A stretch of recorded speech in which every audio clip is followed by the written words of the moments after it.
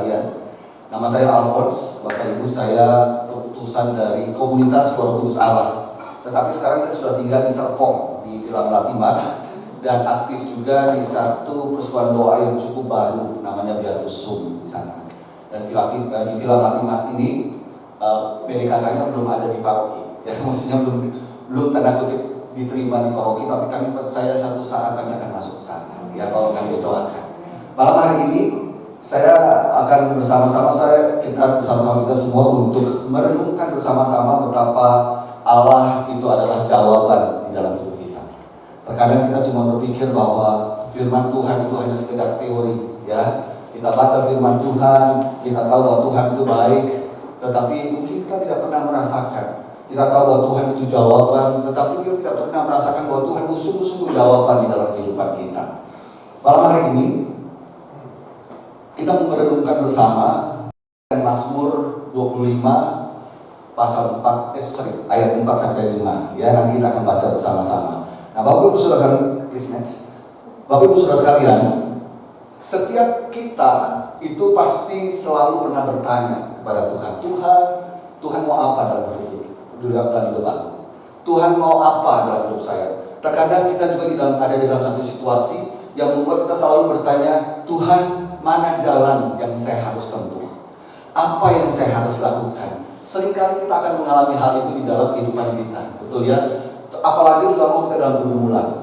Saya pernah ada dalam satu situasi di mana istri saya sakit, ya, kemudian dokter bilang ini di sini tidak bisa lagi ngobatin, ini harus dibawa ke rumah sakit yang lain. Tetapi kondisinya tidak memungkinkan untuk dipindah rumah sakit. Saya dilema, saya berdoa, Tuhan tolong saya, apa yang saya harus lakukan, jalan mana yang Tuhan inginkan saya lakukan.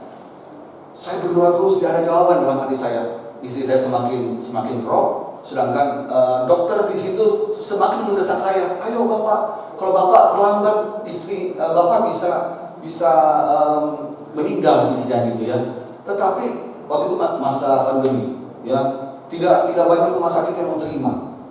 Telepon siloam, mereka bilang ICU penuh. Padahal istri saya itu sudah harus pakai selang, ya, jadi nggak mungkin bisa masuk kamar biasa.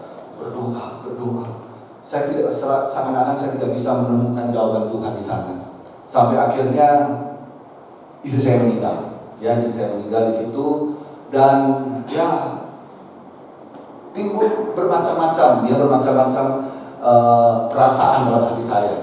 Saya merasa bahwa Tuhan tidak jauh doa saya merasa bahwa Tuhan meninggalkan saya merasa bahwa Tuhan itu kok jahat sama saya gitu. Dan berbagai macam perasaan ini. Setelah bertahun-tahun baru saya sadari bahwa Tuhan itu memberkati melalui apa yang Dia ambil. Jadi tidak selalu Tuhan memberkati kita dengan apa yang Dia beri. Amin. Tetapi Dia juga memberkati kita dari apa yang Dia ambil dari kita.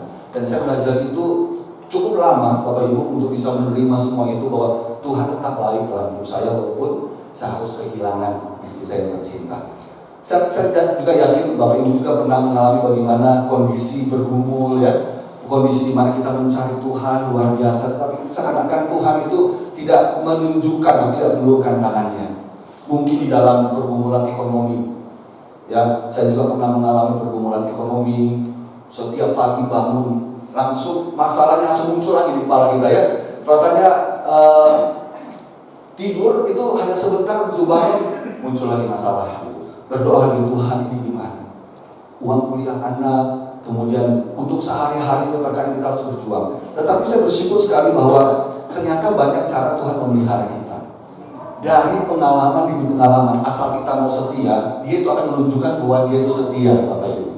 Makanya banyak orang itu cuman adalah memiliki iman katanya, tetapi tidak pernah mau memiliki iman yang mengalami. Karena apa? Karena mereka masuk di dalam tantangan, mereka langsung kabur. Begitu mereka masuk di dalam pergumulan, langsung ditengking tuh pergumulan. Ya, mereka tidak mau masuk di dalam pergumulan. Tapi sebenarnya di dalam pergumulan itulah kita bisa melihat betapa Tuhan pelihara hidup kita. Betul ya? Saya punya namanya Pak Wimpi Santoso, ya, dia mentor saya, Bapak Ibu. Dia itu luar biasa sekali, ya. Dia itu benar-benar belajar mengenal Tuhan dari apa yang dia alami. Dia itu ikut satu organisasi misi waktu itu sudah berapa puluh tahun yang lalu, dan organisasi itu tidak memperbolehkan kerja. Jadi kerjanya dia itu hanya evangelisasi. Bagaimana dengan uangnya? Uangnya itu hanya dapat support dari orang-orang yang mengasihi dia. Jadi benar-benar dia mengandalkan dirinya dari kebaikan Tuhan. Dan setiap hari dia bilang begini, Alphonse, saya itu setiap hari pasti datang kepada Tuhan. Tuhan tolong saya, Tuhan tolong saya. Hari ini tidak ada uang. Untuk makan aja susah gitu. Tapi dia tahu dia harus berdoa. Dan pada saat dia berdoa, dia melihat bagaimana Tuhan mencukupkan kebutuhannya. Tiba-tiba ada yang kasih nasi bungkus. Tiba-tiba untuk anaknya ada yang kasih susu. Dan dia melihat ini bukan kebetulan, tapi dia percaya bahwa ini Tuhan pelihara hidupnya. Setiap hari, makanya pada saat dia bilang, di dalam hidup kamu pernah nggak berdoa hanya untuk makan? Kamu nggak pernah berdoa kan untuk makan? Misalnya, kamu makan KFC, Tuhan saya mau KFC, nggak pernah kan? Saya mengalami katanya. Mau makan, saya minta Tuhan kami butuh makan, Tuhan kasih makan dengan berbagai cara. Dan dia bilang Tuhan itu ajaib. Karena apa? Karena saya alami pemeliharaan Tuhan dalam hidup saya. Dan banyak orang tidak mau mengalami. Mereka hanya melihat dari luar, oh ya Tuhan itu baik. Tapi begitu disuruh masuk ke dalamnya, mereka tidak mau masuk. Nah Bapak Ibu Saudara sekalian, saya dorong malam hari ini, kita memiliki iman mengalami. Banyak orang, saya percaya banyak orang termasuk tim di tempat ini, termasuk Bapak Ibu Saudara sekalian, betapa bisa melihat bagaimana Tuhan melihara hidup kita. Tuhan melihara hidup kita. Bapak Ibu tahu bungee jumping? Tahu ya? Itu satu olahraga ekstrim menurut saya, yang dia loncat dari tebing dengan hanya diikat kakinya di atas dengan seutas tali dan dia loncat.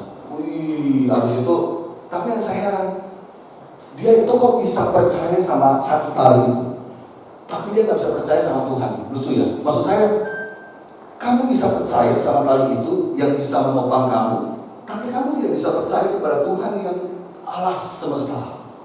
Dia yang mempunyai segala sesuatu yang memberkati engkau, dia memberikan kamu hidup. Itu hal yang aneh menurut saya.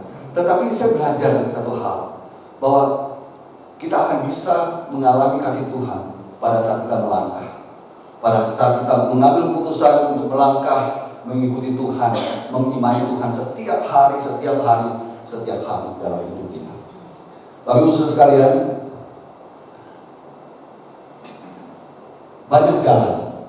banyak jalan di dalam hidup kita ya. Tapi seperti kata Amsal ya, jalan yang terlihat lurus itu bisa saja saya lupa kata persisnya ya. Ada jalan yang terlihat lurus tapi ujungnya membawa maut. Kita bingung kan, mau pilih jalan yang mana? Pernah nggak Bapak Ibu disuruh memilih beberapa jalan, kita bingung pilih jalan mana? Kita berdoa, Tuhan, yang mana Tuhan mau pilih untuk saya? Tapi seakan-akan tidak ada jawaban dari Tuhan. Nah malam hari ini kita mau belajar dari Daud ya. Di dalam Mazmur 25 is next, ayat 4-5, maaf kalau kecil mungkin tulisannya ya. Firman Tuhan di dalam ayat 4 berkata, beritahukanlah jalan-jalanmu kepadaku ya Tuhan, tunjukkanlah itu kepadaku. Bawalah aku berjalan dalam kebenaran-Mu dan ajarlah aku, sebab Engkaulah Allah yang menyelamatkan aku. Engkau pun nanti-nantikan sepanjang hari. Daud berteriak, Tuhan tunjukkan jalan-jalan-Mu bagiku. Karena saya percaya dia juga mengalami seperti kita. Dia juga mengalami pergumulan apa yang Bapak Ibu alami. Yang makanya dia berdoa, Tuhan tunjukkanlah jalan-jalan-Mu kepada aku. Mungkin perbedaannya dengan kita adalah, apakah kita berdoa? Nah itu pertanyaan ya, itu pertanyaan. Apakah kita berdoa? Pada saat kita bingung, apakah kita datang kepada Tuhan untuk berdoa? Tanya Tuhan, Tuhan mau apa? Tuhan pilih jalan yang mana? Atau kita datang ke orang lain, Mbah, mau yang mana nih? Ya, Mbah, ada 2 jalan, Mbah mau yang A atau B? Kita cari orang pintar. Kita cari orang yang kata orang bagus ya, pintar dia. Tapi kita nggak pernah datang kepada Tuhan. Bapak Ibu Saudara, itu bedanya. Itu bedanya kita yang mencari orang pintar dengan apa yang Daud lakukan. Daud dia datang kepada Tuhan, sujud menyembah Tuhan, dan dia berdoa, beritahukanlah jalan-jalan-Mu kepadaku ya Tuhan, tunjukkanlah itu kepadamu. Pengalaman pribadi saya juga, saya belajar lakukan itu Bapak Ibu. Saya belajar lakukan itu. Walaupun saya tahu tidak selalu Tuhan nyatakan ini Alphonse. Tetapi saya terkadang bisa melihat dari pintu yang terbuka. Banyak cara discern. Nah, ini mungkin masuk ke dalam discernment ya. Nanti mungkin ada seminar tentang discernment. Bagaimana kita bisa membeda-bedakan roh. Ada roh jahat, ada suara Tuhan, ada suara kita pribadi, ada juga suara si jahat. Nah, kita belajar membedakan. Kita mau ikut suara mana? Ya, saya tidak akan jelaskan di sini karena pasti waktunya akan habis. Tetapi kita belajar sungguh-sungguh dengan berdoa, Tuhan suaramu yang mana? Ya, saya mau ikut jalan yang mana? Itu kita perlu datang setiap hari. Setiap hari saya datang pada Tuhan, berdoa, belajar untuk trust. Ya, sebenarnya percaya itu agak berbeda ya. Kalau believe itu percaya. Kalau trust adalah mempercayakan diri. Beda antara trust dan dengan percaya ini seperti begini. Ini contoh aja ya. Bapak Ibu percaya nggak saya pembalap? Saya bisa bawa mobil itu 150 km per jam. Percaya nggak? Anggaplah Bapak Ibu percaya. Ya, tampang ini pembalap mungkin gitu ya. Anggaplah percaya ya. Oke Alphonse, percaya deh, nggak ada risiko. Bapak Ibu percaya saya sebagai pembalap atau tidak ada risikonya. Tapi kalau saya bilang, oke Bapak Ibu percaya sama saya ya. Kalau gitu mau nggak saya bawa di mobil saya dan saya balap 150 km per jam? Mau nggak? Nah, itu bedanya percaya dan mempercayakan diri. Yang kita perlu lakukan adalah setiap hari adalah mempercayakan diri kepada Tuhan. Mudah atau gampang? Susah-susah gampang ya. Tetapi itu butuh pengalaman Bapak Ibu. Itu makanya semua apa yang kita kerjakan itu awalnya susah, benar nggak? Tapi setelah kita mulai melakukan, gampang ternyata. Demikian juga berjalan dengan Tuhan. Masalahnya kita tidak memulai, itu masalahnya. Kalau kita memulai berjalan dengan Tuhan, setiap hari Tuhan saya mempercayakan diriku kepadamu Tuhan. Pimpin saya, pegang tangan Tuhan kuat-kuat setiap hari. Mulai berjalan, pelan-pelan. Saya nggak tahu ya, Bapak Ibu pernah dengar ilustrasi seperti ini ya. Mungkin teman-teman lama tahu. Ada seorang akrobatik gitu ya. Oh tahu ya, sudah tahu. Yang belum tahu tentang akrobatik siapa? Belum tahu? Oh, oke, saya semangat untuk ceritanya. Kalau sudah tahu, malah saya ceritanya ya Bapak Ibu ya. Nah, ada seorang akrobatik. Dia jago banget jalan di atas tali. Ya, satu saat dia membentangkan tali dari ujung gedung di Jalan Sudirman itu menyeberang Jalan Sudirman ke gedung yang lain. Dia mau show, ya. Semua orang menunggu dia sambil jalan. Jadi hari tiba, dia sudah mulai ada di atas gedung tinggi itu. Oh, sambil melambai-lambai. Semua orang tepuk tangan. Ayo, semangat gitu. Dan dia mulai jalan dari gedung sisi satu, mulai jalan menyeberangi Sudirman ke gedung sisi seberangnya gitu. Sambil di tengah-tengah dia berlari jalan. Semua tegang, semua tahan napas. Ternyata nggak jadi jatuh gitu. Dia jalan terus, akhirnya sampai ke seberang. Wah, semua tepuk tangan. Wah, semua gembira, semua lega dong. Ya karena nggak jadi jatuh gitu. Akhirnya dia balik lagi, kemudian habis itu dia sampai dengan selamat gitu. Semua tepuk tangan. Akhirnya akrobat itu bilang ini, Bapak Ibu terima kasih. Sekarang Bapak Ibu percaya dong, saya sudah menyeberang ke sana dan balik. Percaya nggak kalau saya bisa memikul beras 10 kilo di pundak saya sambil menyeberangi tali? Semua orang bilang percaya. Akhirnya dia bawa beras 10 kilo dan menyeberang. Bolak-balik dia menyeberang, akhirnya berhasil. Ya semua tepuk tangan. Akhirnya dia bilang, oke Bapak Ibu, kalau begitu siapa yang percaya kalau saya bisa memikul manusia 50 kilo? Wah, saya percaya. Gitu. Akhirnya dia tanya, kalau begitu siapa yang mau saya gendong? Nggak ada yang mau. Semua saling tunjuk, dia aja gitu ya. Tetapi tiba-tiba ada seorang anak muda, dia bilang saya mau gitu. Dan akhirnya dia naik ke atas, kemudian dia digendong dan dia dibawa pulang. Dan Bapak Ibu tahu siapa anak pemuda itu? Pemuda itu anak-anak, ya. Karena anaknya itu sudah trust kepada dia. Anaknya itu sudah mengalami puluhan kali bolak-balik jalan lewat tali, ya. Awalnya anak itu takut nggak? Takut. Tapi setelah dia tahu bapaknya ini akrobatik, sudah puluhan kali bahkan ratusan kali, bahkan mungkin lebih jauh jaraknya, dan dia digendong seperti itu. Sedikit demi sedikit akhirnya trust itu muncul. Dan akhirnya dia percaya dan mempercayakan diri. Bapak Ibu, itu perjalanan iman kita. Kalau kita tidak mau digendong Tuhan Yesus, kita tidak akan bisa menjadi iman yang mengalami. Kita cuma bisa bilang, itu iman katanya. Kata orang Tuhan Yesus baik, tapi kita tidak pernah mengalami. Kata orang Tuhan Yesus itu pelihara kita, tapi kita tidak pernah merasa dipelihara. Malam hari ini kita mau loh mengalami kebaikan Tuhan. Amin. Kalau Bapak Ibu mau mengalami kebaikan Tuhan, mulai melangkah Bapak Ibu. Melangkah apa? Lakukan firman Tuhan.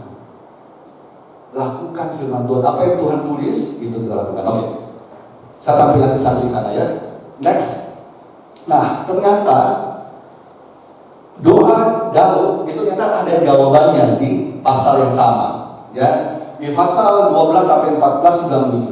Siapakah orang yang takut akan Tuhan? Kepadanya Tuhan menunjukkan jalan yang harus dipilihnya. Kan tadi di atas dia berteriak, Tuhan tunjukkanlah jalan kepadaku, betul ya? Tetapi akhirnya dia jawab sendiri bahwa siapakah orang yang takut akan Tuhan? Jadi orang yang takut akan Tuhan, kepadanya Tuhan menunjukkan jalan yang harus dipilihnya. Orang itu sendiri akan menetap dalam kebahagiaan dan anak cucunya akan mewarisi bumi. Tuhan bergaul karib dengan orang yang takut akan Dia dan perjanjiannya diberitahukannya kepada mereka. Jadi siapa yang Tuhan perlihatkan jalan-jalannya? Orang yang takut akan Dia. Next. Nah, saya cari ini, saya belajar apa sih itu takut ya? Takut itu ternyata bukan afraid kalau bahasa Inggris. Kayak takut hantu, takut kecoa, takut tikus, bukan, ya. Takut ini lebih ke arah kalau bahasa Inggris fear. Apa namanya? Fear apa ya? Takut juga tapi apa? Ya pokoknya shake, gemetar, aduh susah. Tadi saya ingat tapi saya lupa. Tetapi takut itu ditulis di dalam bahasa aslinya adalah yare, Ibrani, yang memiliki arti pertama adalah sikap yang hormat dengan kudus. Sikap hormat dengan kudus. Sikap hormat akan Tuhan itu saya melihat orang Katolik itu masih unik, ya. Setiap kali lewat tabernakel hormat, ya. Lewatin lewatin patung Bunda Maria hormat. Tetapi tidak semua orang lakukan gitu. Ada orang yang berdoa sambil tiduran, betul nggak? Itu hormat nggak sebenarnya? Padahal di gereja itu hormat, kalau bisa sampai hujan. Tapi begitu di rumah mau doa, malasnya minta ampun. Doanya sambil tiduran. Kalau boleh doanya sambil tengkurap, sambil makan kacang. Menurut saya ini rasa hormat itu sangat penting di dalam kehidupan kerohanian kita, Bapak Ibu. Menghormati Tuhan bukan hanya soal bicara, bukan hanya soal sikap rohani, tetapi menurut saya itu adalah sikap tubuh. Bapak Ibu kalau datang ketemu dengan Presiden Prabowo, kemudian selengean gitu, pasti tangkap tuh. Dan saudara nggak bisa bilang, tidak sikap rohani saya hormat kok, rohani saya hormat. Tapi jalan saudara tidak beri hormat dan tidak membukukan badan kepada Prabowo, tidak ada yang percaya bahwa saudara menghormati Prabowo. Tetapi sekali intinya bahwa menghormati Tuhan itu tidak pernah lepas dari sikap tubuh. Tidak pernah lepas dari sikap tubuh. Jadi pada saat kalau Bapak Ibu tidak terlalu capek, ya, tidak terlalu capek malam-malam pulang dari PD ini, berdoalah jangan sambil tiduran. Karena kalau sambil tiduran itu percayalah, aminnya besok. Jadi jangan sambil tiduran. Duduk aja, nggak apa-apa kalau misalnya sudah capek banget, duduk di tempat tidur, kemudian berdoa setelah itu selesai. Lakukan dengan hormat. Ini adalah yare. Ini adalah sikap takut yang tadi disebutkan di dalam Mazmur. Kemudian kedua, yare itu juga berarti adalah ketaatan, Bapak Ibu. Taat akan firman Tuhan, taat akan apa yang Tuhan mau dalam hidup kita. Ya, banyak orang berpikir bahwa taat akan firman Tuhan itu susah. Tetapi sebenarnya kalau kita mau belajar melangkah, itu sebenarnya awalnya susah, lama-lama bisa dilakukan. Sama seperti yang tadi saya contohkan ya, pemuda itu awalnya takut dong, ya takut, tetapi karena dia sudah sering, akhirnya dia juga berani. Demikian juga kita. Kalau kita pertama-tama mau belajar taat, itu pasti harus mulai dengan langkah pertama, kemudian belajar dari langkah kedua. Kalau firman Tuhan berkata jangan kamu takut, belajar untuk tidak takut. Ya, walaupun awalnya tetap takut, tapi esoknya belajar lagi. Jangan takut, jangan takut, jangan takut.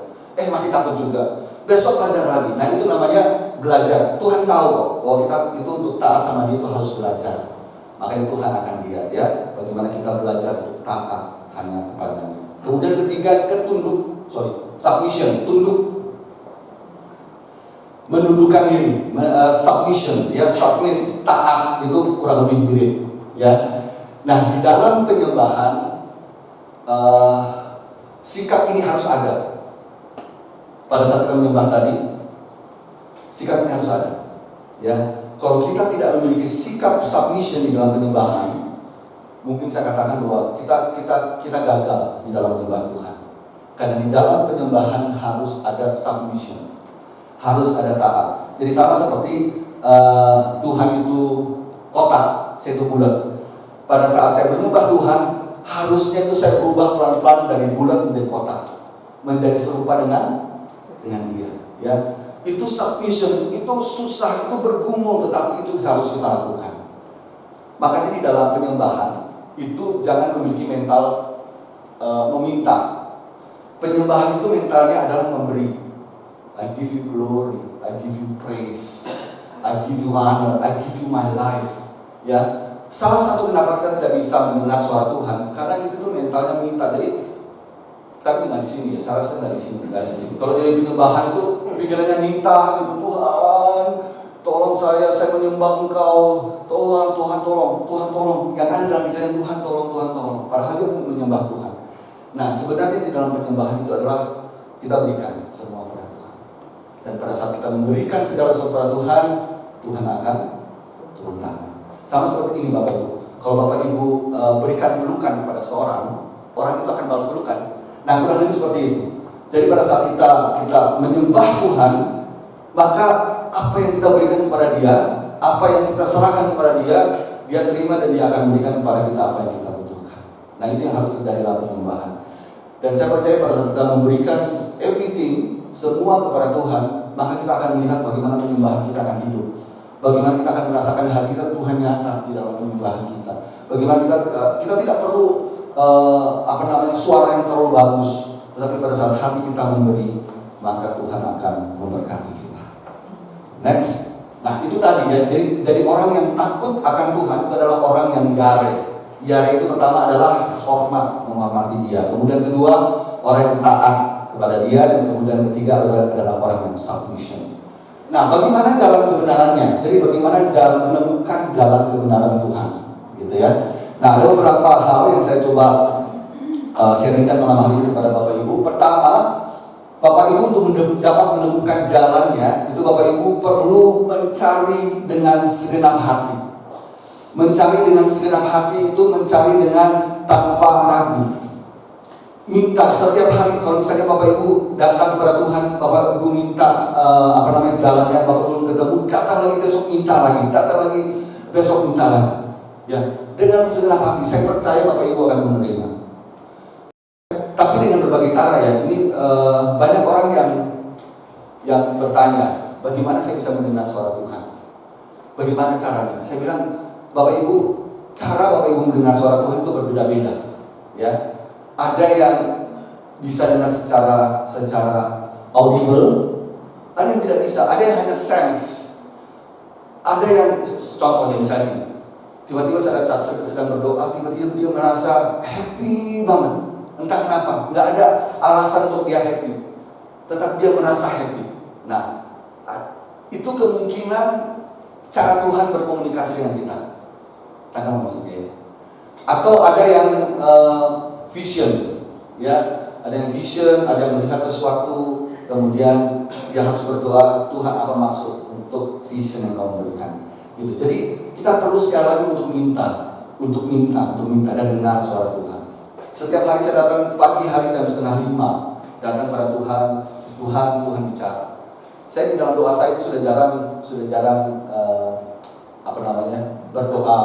berdoa mohon, sudah jarang sekali.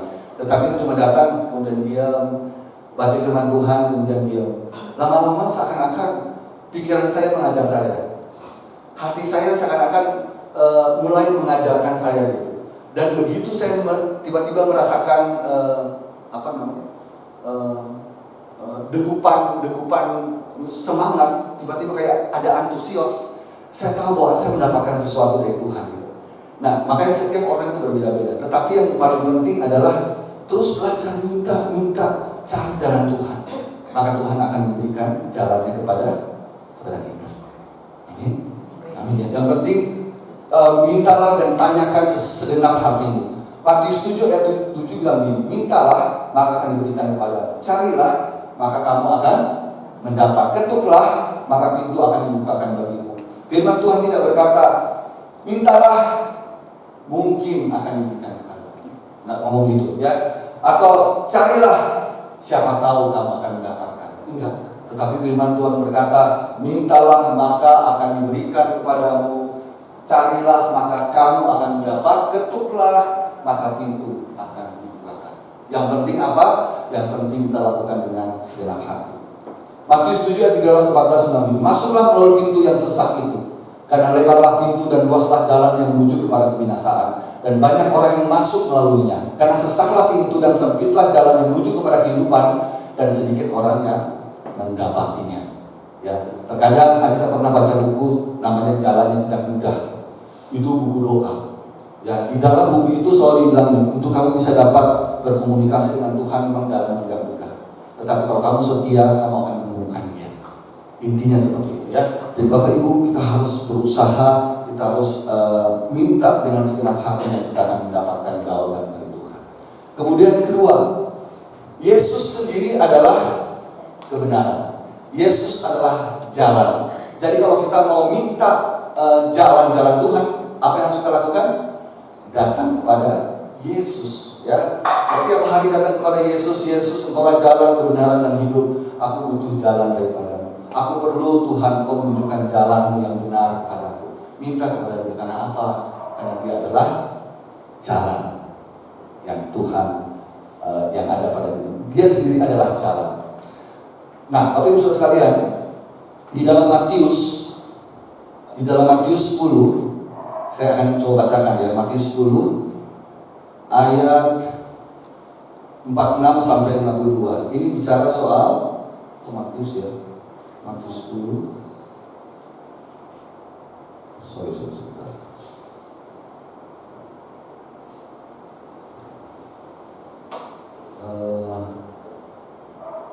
Saya salah catat ini kayak Matius atau Markus ya. Markus 10. Nah, ayat 40. Oh ya. Markus 10 ayat 46 sampai 52. Itu judulnya adalah Yesus menyembuhkan Bartimeus. Nah, Bapak Ibu Saudara sekalian, sekali lagi bahwa Yesus adalah jalan. Ya, Dia adalah jalan. Makanya kalau kita mau cari Dia, kita mau butuh jalan, cari Dia. Nah, di sini kita bisa melihat bagaimana ada seorang buta namanya Bartimeus. Itu ada di Yeriko.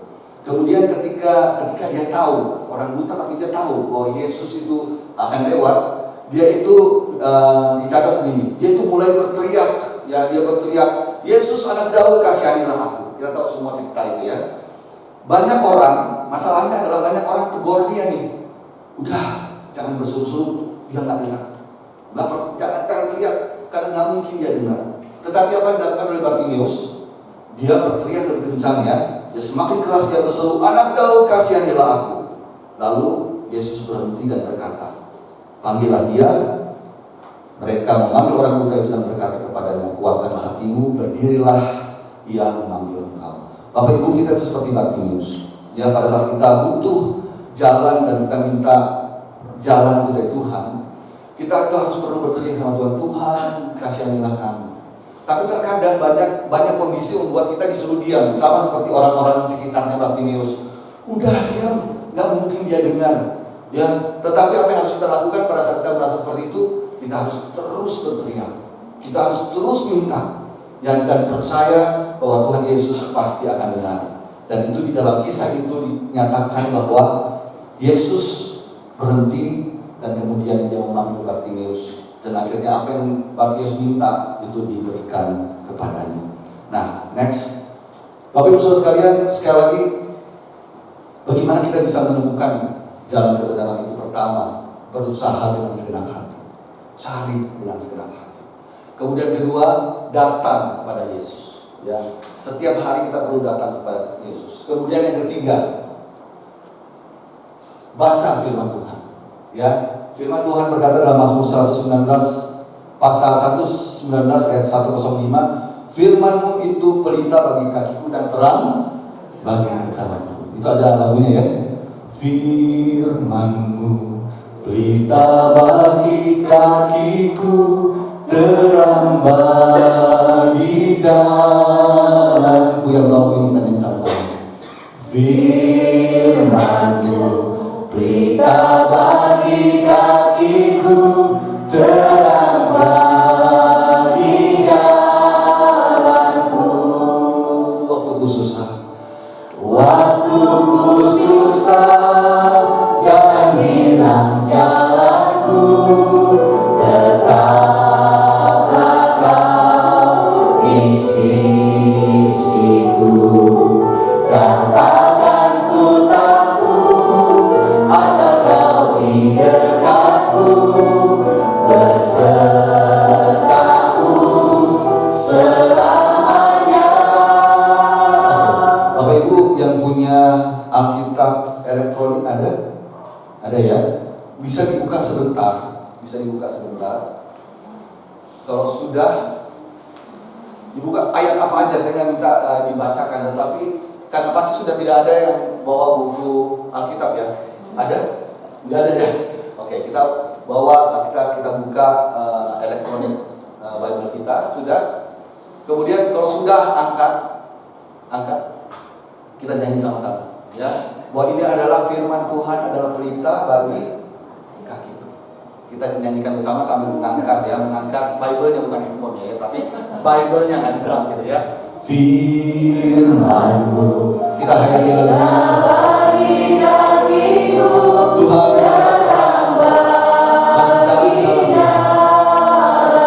firman-Mu Tuhan, firman-Mu pelita bagi kakiku, terang bagi jalan. Mari katakan, waktu aku susah Tuhan, waktuku susah dan hilang jalanku, tetaplah Kau di sisiku, dan takkan ku ragu asal Kau di dekatku, besertaku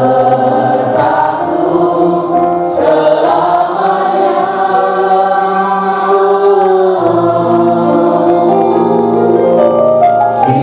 Firman-Mu pelita bagi kakiku, terang bagi jalan. Terang bagi jalanku ya Tuhan, terang bagi jalanku.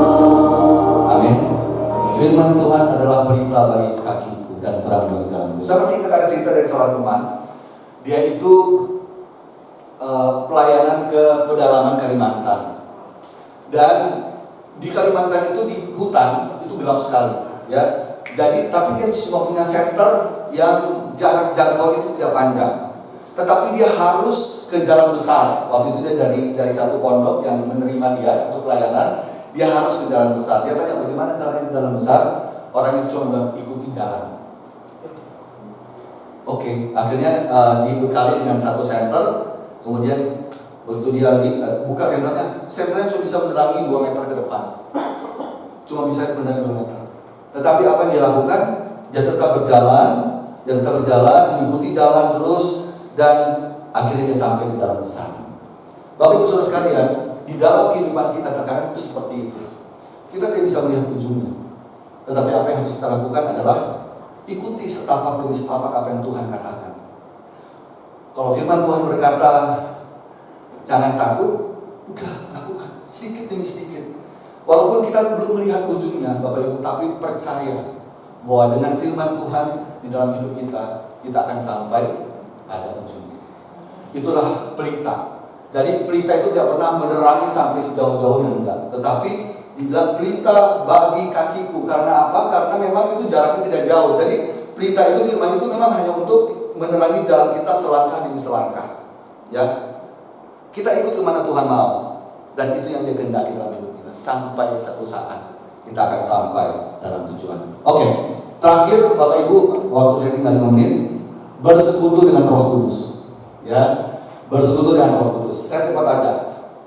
Di dalam Yohanes itu bilang begini, aku minta kepada Bapa dan Dia akan memberikan kepadamu seorang penolong, supaya Ia menyertai kamu selama-lamanya, yaitu Roh kebenaran. Dunia tidak dapat menerima Dia, sebab dunia tidak melihat Dia dan tidak mengenal Dia.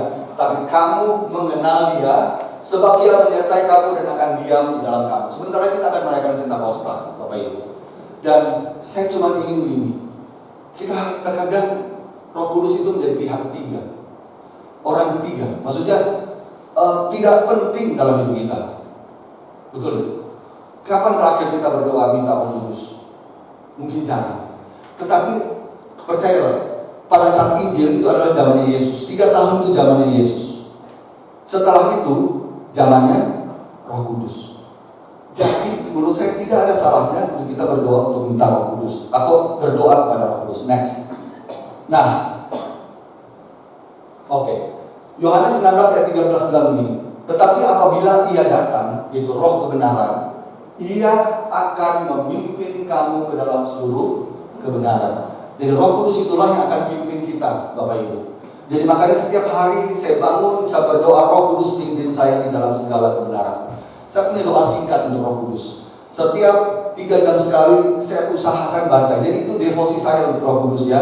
Jadi intinya bahwa saya bilang, Roh Kudus, sahabatku yang setia, aku mengasihi Engkau, pimpin aku dalam segala kebenaran-Mu, dan buat aku mengerti apa yang Kau kehendaki, supaya aku bisa melakukan yang setia. Hanya itu singkat, tetapi saya belajar untuk berdevosi kepada Roh Kudus.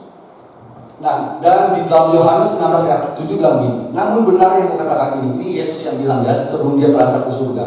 Namun benar yang kukatakan ini kepadamu adalah lebih berguna bagi kamu jika aku lebih berguna bagi kamu jikalau aku pergi, supaya apa?